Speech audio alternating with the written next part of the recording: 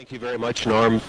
This certainly is going to go down as a career highlight for me after this 3+ decades of announcing close to 100,000 races here in Ontario. And this series began last year for the women drivers, and it has grown exponentially over the past 2 years. The namesake of the series right now is at my side. To say that she is a pioneer in Canadian and North American harness racing is really a big understatement. She has left such an indelible positive impression on Canadian and North American and worldwide harness racing. Mildred Williams, thank you so much for being here. How does it feel to have a series named after you? That's what we do in harness racing with the great people and the great horses.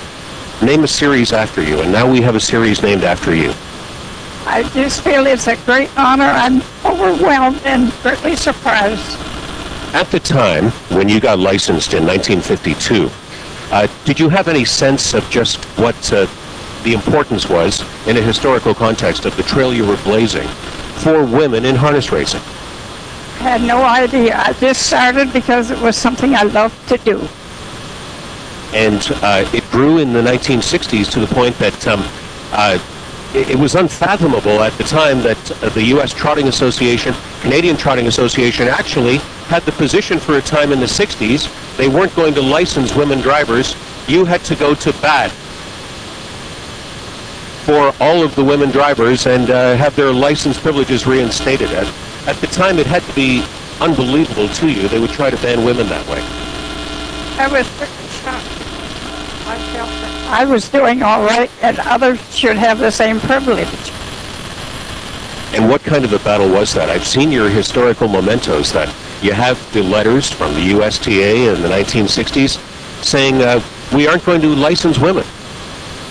That was a real shock to me.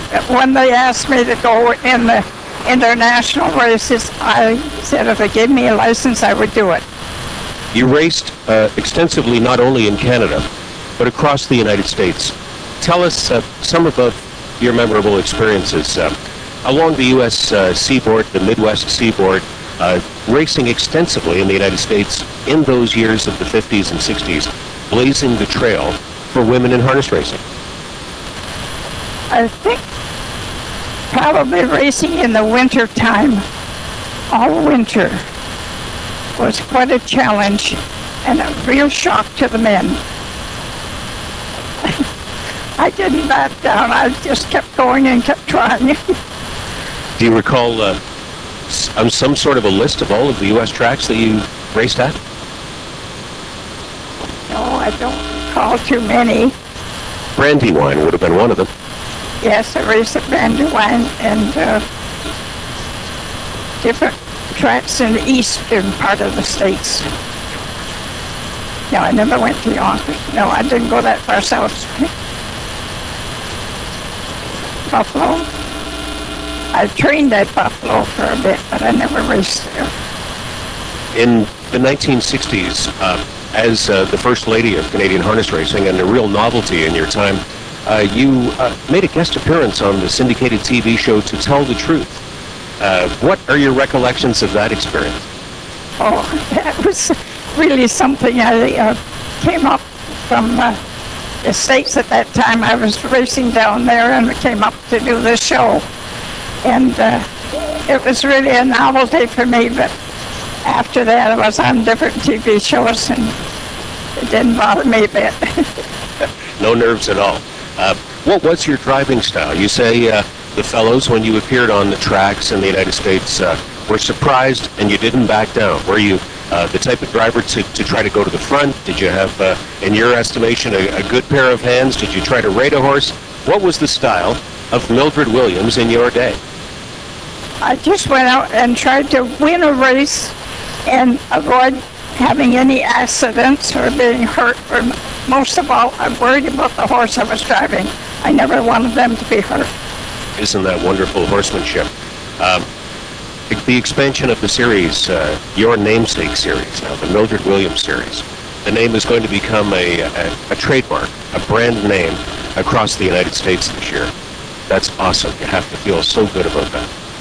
I think it's really remarkable. It has taken off this year, and so many having the opportunity to show their horsemanship and driving.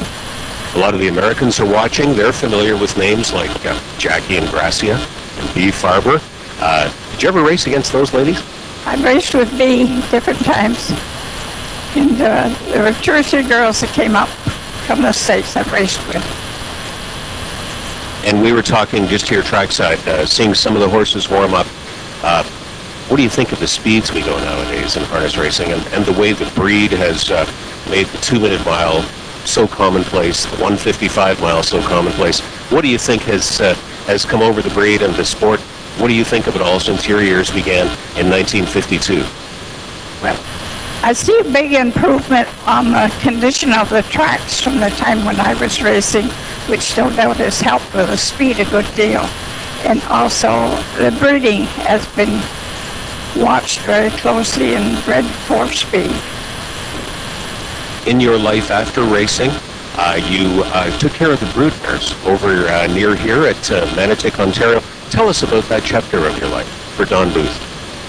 Oh, I enjoyed that very much. It was very, very interesting. First, I had much experience with the brood mares, but I enjoyed every bit of it.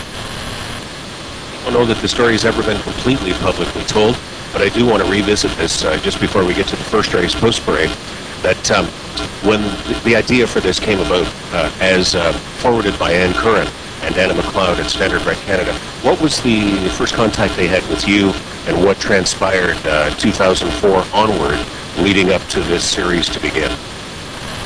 I was amazed when Ann contacted me because I didn't even remember her as a small girl at the racetracks when I was racing. But I raced with her father and her uncle, and we've gotten to be great friends since Ann has started this. Well, it is a real privilege and an honor to have you here. It certainly sets the tone for all across North America in 2007 for year number 2 of the Mildred Williams Ladies Driving Challenge.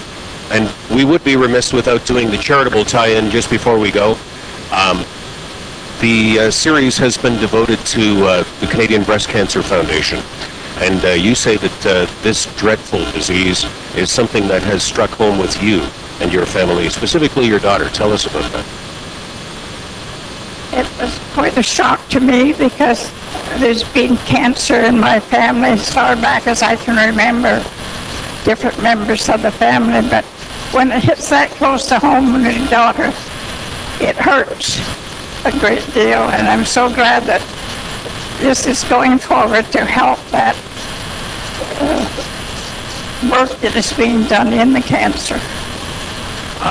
I know I speak for my fellow reporters of Canadian Harness Racing that it would not come as much of a surprise at all if there were a Canadian Horse Racing Hall of Fame nomination of you very, very shortly, and your career and your life devoted to the forwarding of the standard bred breed, women in Canadian and North American harness racing, is certainly deserving of Horse Racing Hall of Fame induction.